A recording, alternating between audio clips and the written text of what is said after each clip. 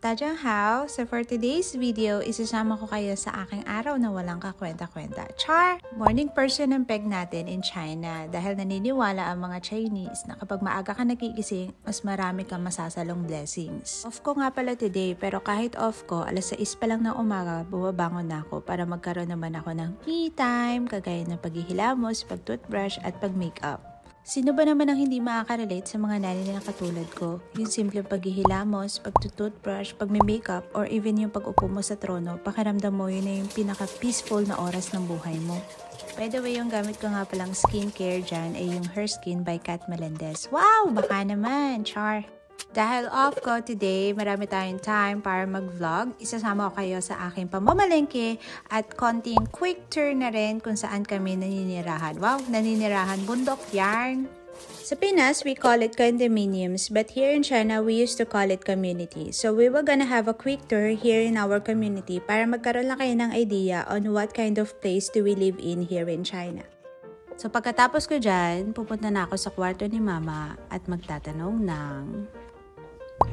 你吃饭了吗？吃。做啥呢？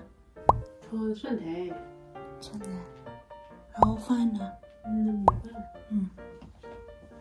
吃了。 At dahil working ako, dagdag mo pa na sobrang swerte ko sa aking biyanan, pagkagising ko, hindi ko na kailangan magluto ng almusal.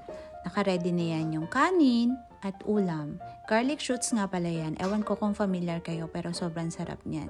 Madalas kami sabay mag-almusal ni Mama. Nagkakaroon din kami ng mga short talks, pero syempre, imimute ko na lang iba kasi ang hirap po mag-translate. Yung short talks namin, madalas random topics lang. Depende pa yan kung hanggang saan lang kakayanin ng Chinese ko. O, diba? Ang technique dyan, kapag hindi mo na alam yung isasagot mo, itawa mo na lang, parang ganito. O, diba? Tapos niyan, end of conversation na kayo. Good morning, baby! Sakto, tapos na kami kumain. Good morning, baby!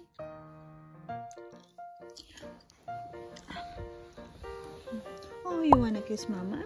Kiss. Play basketball. Okay, Mama, we're gonna get it later, okay? Are you hungry? No? Kahit pa nakabangon na ako, madalas bumabalik pa rin talaga ako sa kama para i-hug siya at i-kiss siya. Minsan nagkwekwentuhan din kami kung ano ba yung mga nagawa niya kahapon, yung mga activities niya, kung sino yung kalaro niya, kung saan siya nagpunta.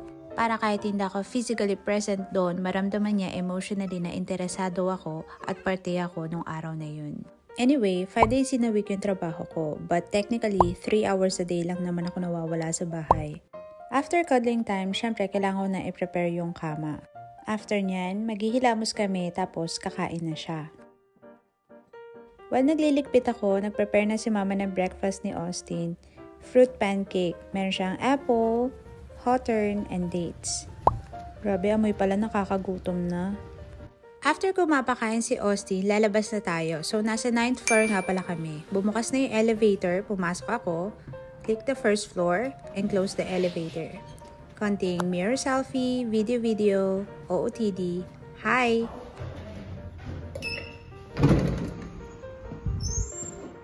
So paglabas mo na apartment, eto na yung bubungad sa yung view. Mostly yung mga ingay na maririnig nyo yung mga bata kasi yung building namin napapagitnaan ng 2 kindergarten. You will notice na yung mga dahon sa puno, they are turning into yellow and orange na. Yes, it's fall time again. Buti pa yung mga dahon nahulog na. Char! Yung first stop natin will be Austin's favorite place dito sa community. Yun ay ang basketball court. Ito yung basketball court. Madalas maraming bata dito lalo kapag weekends. Pero dahil Monday ngayon, walang tao. Ayun na nga yung anak ko, nauuna pa sa first. Joke lang, pangalawa pala siya.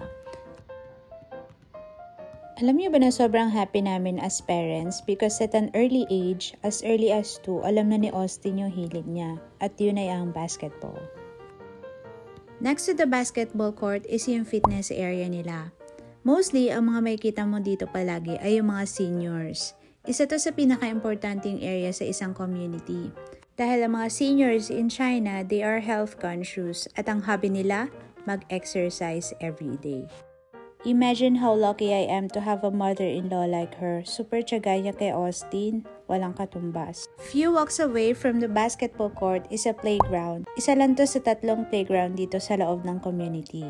Ito lang yung playground na last puntahan ni Austin dahil I don't feel safe kapag dito siya naglalaro. Madalas kasi yung mga naglalaro dito malalaki na, ages 10 and up.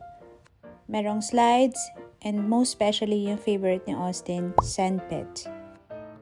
And now, pupunta na tayo sa supermarket. And habang naglalakad ako, nakita ko yung water vendo machine. Yes, dito sa community, we have 2 vendo machines. We use this to refill our water. Yes, we have arrived. And this is how it looks like. So, ganito ang palengke namin dito sa China. Whenever I'm in the wet market, vegetable section agad yung pinupuntahan ko.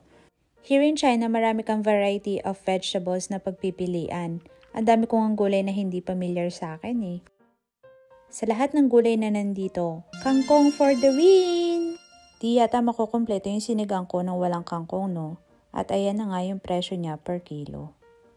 Bukod sa kangkong, kukuha din ako nitong mushroom. Pero hindi ko alam kung anong mushroom to. Pero favorite ko to pagkakain ako ng hot pot. Nagdadala din ako ng sarili kong eco bag. Punta naman tayo sa kabilang section ng vegetables. Dito may kita niyo yung kamatis, sili, siling haba, pipino, talong, di ko alam kung ano yung tawag dyan, bawang, luya, sibuyas, kalabasa, puting sibuyas, sibuyas ulit, kamote. Punta naman tayo dito sa sukay ko ng karne ng manok. 最后呢，那这个1点，10个，然后这个，能给我5个吗？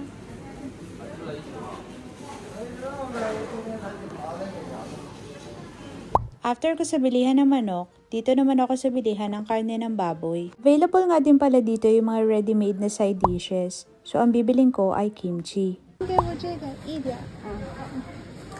，4个，3个4个，谢谢。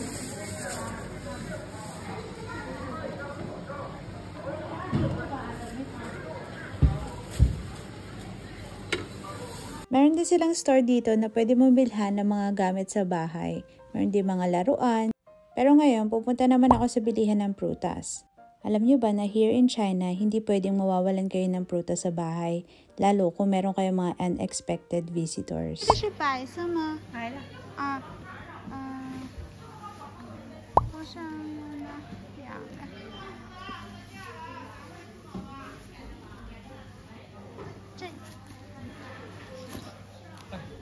Bumili lang ako ng 2 dragon fruit, 1 plastic ng grapes, at 2 lemons. Kompleto na yung mga pinamili ko kaya uuwi na tayo.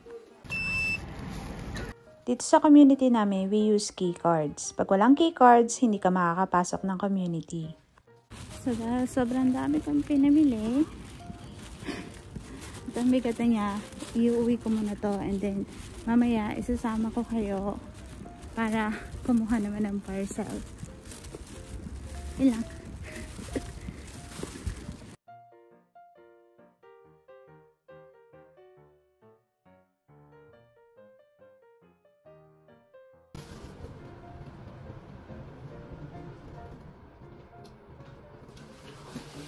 So I'm trying my best to vlog everything, and I will take you to the place where we used to pick up our parcels. And I'm not sure if I can still vlog while carrying those parcels, but if I'm not able to do so, maybe because the parcels were too heavy to carry. Okay, here we go. Let's go in. 你好，姐，还有2个快递，2930。 Lahat sila dito kapatid ko, mostly sa kanila, alam nila na foreigner ako. Kaya yan, tinutulungan niya ako lagyan ng handle yung parcel ko. Now, I'm gonna prepare the stuffs I bought from the supermarket and I wanna take them out of the bags and put them in the fridge. So, let me show you what I bought. So, the first one, these are the grapes. And I also got 2 lemons. I'm gonna use them for my arroz caldo. Yeah, in the Philippines, we used to put calamansi in our like lugaw, right? But here in China, calamansi are too expensive and lemons are way cheaper. I also got 2 dragon fruits. Before I buy these dragon fruit, I asked the cashier if these are the purple ones or the white ones, because Austin doesn't like the purple ones, so I have to make sure that these dragon fruits are the white ones. Yeah. I also bought pork, meat. Yeah, so I also bought kimchi. I got the chicken feet. So yeah, I'm gonna use chicken feet for the arroz caldo.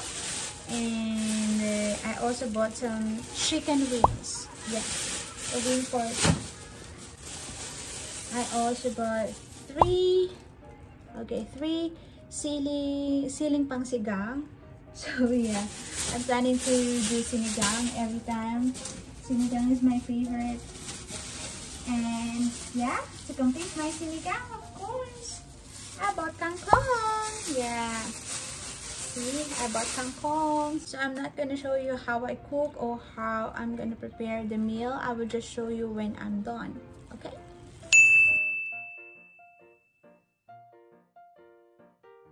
Tapos na ako magluto at ready na ang aking arroz caldo. As you can see, there are spring onions, lemon slices, and toasted garlic. So this is for Mama. I'm gonna prepare it for her. While the other plate will be a plain one because that's for Austin. Fast forward after our meal, natulog kami, and pagkagising namin ng hapon, nagpunta kami sa park. Yung mga buildings na nakikita nyo, dyan kami nakatira. As you can see, hindi talaga mawawala ang mga pang-exercise. Here comes Austin dribbling with his basketball. Grabe, walang tao sa park kaya parang solo-solo namin yung area. Then si Mama, tamang exercise lang habang si Austin ay nagba-basketball. This is the end of our A Day in a Life vlog. If you like this video, please don't forget to like and subscribe and click the notification bell para updated kayo sa mga upcoming videos ko. This is Erica in China. Paalam, goodbye, 再见. See you next time.